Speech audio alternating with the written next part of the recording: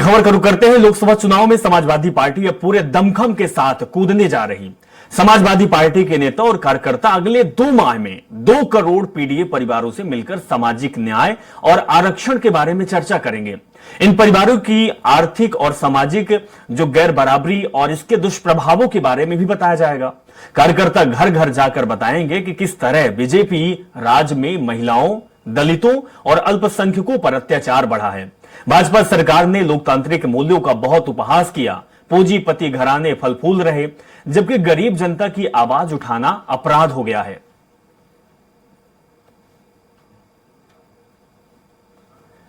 तो राघवेंद्र त्रिपाठी जी हमारे साथ जुड़े हुए हैं। फिर से उनके पास चलेंगे। त्रिपाठी जी, जिस तरीके से समाजवादी पार्टी ये मेगा प्लान तैयार कर रही है चुनाव में कि हमें सभी दलों के पास जाना है, लोगों के पास जाना है, क्योंकि कहीं ना कहीं अब गरीब, बेरोजगार, आदिवासी, इनको लेकर मुद्दा बनाया जा रहा है। क्या समाजवादी पार्टी का यह मेगा प्लान लोकसभा चुनाव के लिए सार्थक और सही साबित होगा? देखिए अभिषेक जी, देर से आए दुरुस्त आए। समाजवादी पार्टी लगातार अपने अंतर कलह से जूझ रही थी। कई बार प्रत्याशी घोषित कर रही है, लगातार बदल रही है। आज भी पता है कि अतुल प्रधान मेरठ से प्रत्याशी हैं, उनका आन वक्त में टिकट काटा जा रहा है। लेकिन देर से ही सही समाजवादी पार्टी ने भाजपा को घेरने की जो रणनीति बनाई है उसमें वक्त कम है। यह काम 1 साल पहले से शुरू करना चाहिए था, जब अखिलेश यादव विधानसभा के चुनाव में पीडीए का नारा दिए थे। अब पीडीए कार्यकर्ताओं को पीडीए परिवारों के पास कार्यकर्ताओं को भेजने का जो अभियान है थोड़ा विलंब से शुरू किया जा रहा है, लेकिन देखना होगा कि इसमें कितनी सफलता मिलती है। हालांकि पीडीए 2 करोड़ परिवारों को साधने का लक्ष्य रखा गया है। उत्तर प्रदेश में 25 करोड़ के आसपास की आबादी है। ऐसे में 2 करोड़ परिवारों के पास जाना 2 महीने से कम वक्त में थोड़ा आश्चर्यचकित करता है, जो संभव नहीं लगता है। लेकिन अगर कोशिश की जाए तो कुछ भी किया जा सकता है। समाजवादी पार्टी कितने कार्यकर्ताओं को मैदान में उतारती है, यह देखने वाली बात होगी। और रही बात पीडीए की बात करने की, तो अखिलेश यादव लगातार बात कर रहे हैं कि सरकार में कुछ पूंजीपतियों को ही तरजीह दी जा रही है। जो पीडीए है, जो अल्पसंख्यक है, दलित है, महिलाएं हैं, इनका लगातार शोषण किया जा रहा है। लेकिन इन मुद्दों को लेकर जिस तरह से मुखर होना चाहिए था वह मुखर नहीं हो पाए। और अखिलेश यादव भी जानते हैं कि प्रचार में भारतीय जनता पार्टी से जीत पाना थोड़ा मुश्किल है, क्योंकि भारतीय जनता पार्टी का IT cell, Bharatiya Janata party के पास कई हजार कार्यकर्ता हैं, बड़े नेता हैं, मंत्रियों की फौज है, उनके पास कई बड़े चेहरे हैं। ऐसे में उनसे पेश पाना मुश्किल होगा। अखिलेश यादव अपनी पार्टी के अकेले चेहरे हैं जिनको प्रचार करना 80 लोकसभा सीटों में। अब ऐसे में कार्यकर्ताओं, विधायकों, मंत्रियों, जो पूर्व मंत्री हैं, उनको मैदान में उतार रहे हैं, घर घर जाके संपर्क साधेंगे।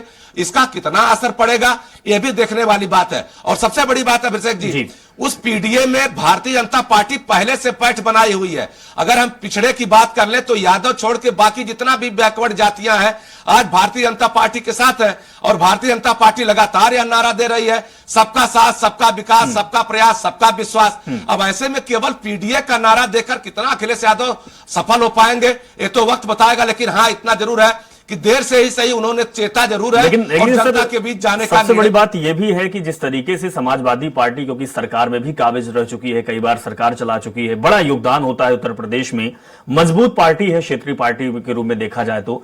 लेकिन अखिलेश यादव के हाथ में कमान मिली। विधानसभा चुनाव के कुछ समय पहले मैदान में उतरते हैं, गरीबों की बात करते हैं, लोगों की बात करते हैं, ओबीसी वर्ग की बात करते हैं, असहाय लोगों की बात करते हैं। लोकसभा चुनाव है, फिर से वो तैयार हो गए, बीच में गायब रहते हैं। पार्टियों को मजबूती के साथ काम करना चाहिए। जिस तरीके आपने बताया कि बीजेपी जो है हारने के बाद और जीतने के बाद भी काम करती है, कहीं ना कहीं ये कमी अन्य दलों में दिखाई देती है। इसका खामियाजा जनता, इनको पार्टियों को भुगतना पड़ता है और जनता जवाब दे देती है। सर, क्या इसको कमी कह सकते हैं कि समाजवादी पार्टी इतने लेट उतरी है चुनाव के समय? लोगों को भी समझ में आता है कि भाई क्यों पार्टी अब आई है। देखिए, पार्टी का काम होता है कि रणनीति बनाकर जनता के बीच जाना। बहुत लंबा वक्त था 2019 से लेकर 2024 तक। अगर अखिलेश यादव पहले से जनता के बीच गए हो तो शायद आज यह दिन न देखना पड़ता। जिस तरह से एक जमाने में अब एक समाजवादी पार्टी के मुकाबले भारतीय जनता पार्टी को प्रत्याशी नहीं मिलते थे, आज स्थिति विपरीत हो गई है। मुलायम सिंह यादव जब पार्टी के नेता हुआ करते थे तो 35-36 सीटें लोकसभा की जीत चुके हैं और हर सीट पे कांटे की टक्कर देते थे। आज कांग्रेस से गठबंधन होने के बाद भी वह स्थिति नहीं बन पा रही। हालांकि कई सीटों पे समाजवादी पार्टी मजबूती से लड़ रही है और अखिलेश यादव लगातार दावा कर रहे हैं कि हम भारतीय जनता पार्टी को उत्तर प्रदेश में रोक देंगे। लेकिन देखिए, जब तक संगठन मजबूती से नहीं उतरता है, जब तक पार्टी का नजरिया स्पष्ट नहीं होता किन मुद्दों को लेकर जनता के बीच जाना है, और जिस तरह से आप लगातार टिकट बदलते हैं, उससे कार्यकर्ताओं में कहीं न कहीं संशय की स्थिति उत्पन्न होती है। और वह दौर था जब मुलायम सिंह यादव, बेनी प्रसाद वर्मा और आजम खान जैसे बड़े नेता उत्तर प्रदेश को मथते थे, पिछड़ों, आदिवासियों, सबको एकजुट करते थे।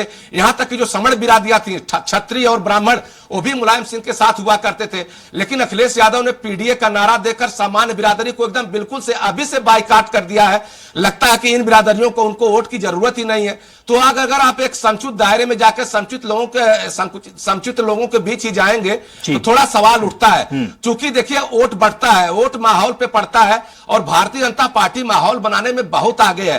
और जो मुफ्त खाद्यान्न योजना है, उसका लाभार्थी है वह पीडीए से आते हैं, एससी से आते हैं, एसटी से आते हैं। वह जानते हैं कि हमें किन वर्ग को साधना है। महिलाओं को उज्ज्वला योजना के तहत जो सिलेंडर दिए गए हैं, वह गरीब लोग हैं, वह सभी जातियों के लोग हैं।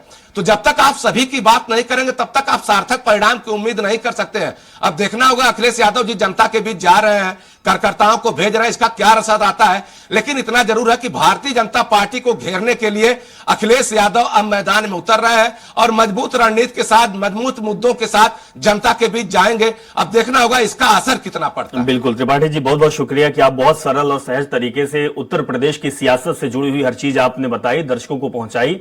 तो जिस तरीके से उत्तर प्रदेश में सियासत चल रही है, उसमें सभी पार्टियां लगी हुई है।